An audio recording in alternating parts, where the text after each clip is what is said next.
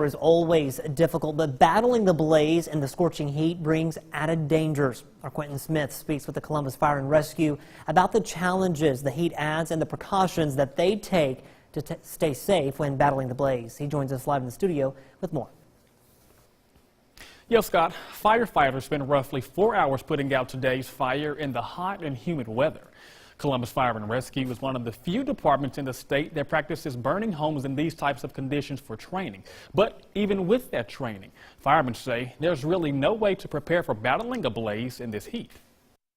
The Columbus Fire and Rescue team spent much of their Wednesday evening putting out a fire on this row of homes in the sweltering heat. These guys exercise, they prepare for this, but they're worn down today on a day like today. Anthony Colomb has been with the department for more than 2 decades and says battling fires in hot temperatures is always a challenge. There's nothing you can do when you get hot. You can't take your stuff off in a fire. Firefighters wear heavy equipment as they enter into a building, and that extra weight also means extra heat. With the temperature being what it is, I guess in the 90s with the heat index, it's probably closer to 100. They've got on all these turnouts. They got on an air pack. They got the helmet on. They got a hood on underneath that. So with all that on them, maybe an extra 70 pounds. Colomb says the department trains under these types of conditions, but battling against Mother Nature can also be just as difficult as the blaze they're fighting. So they take extra precautions. We rotate out. We've got a RIT team outside, and their job is to watch the guys inside.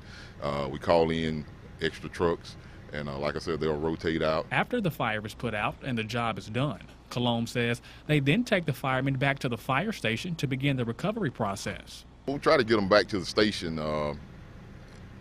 They'll wipe off with baby wipes. If they're covered with any kind of material from inside the house, we'll spray them down before they get back in the truck. And we'll get back and take the turnouts off, and we'll ask them to take a hot shower to open up their pores, get some of that stuff off of them. Being exposed to extreme heat also exposes firefighters to health risks, including heart attacks and blood clotting.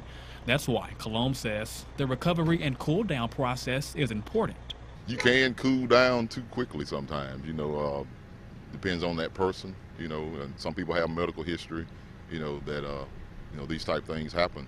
What we do here with our firefighters is we'll let them sit inside the truck. We keep the trucks running, got air conditioning on, and, that's, part of what we do as rehab. Now, while on scene, Colomb says paramedics from Baptist will be on hand to watch and assist firefighters if their services are needed. Scott?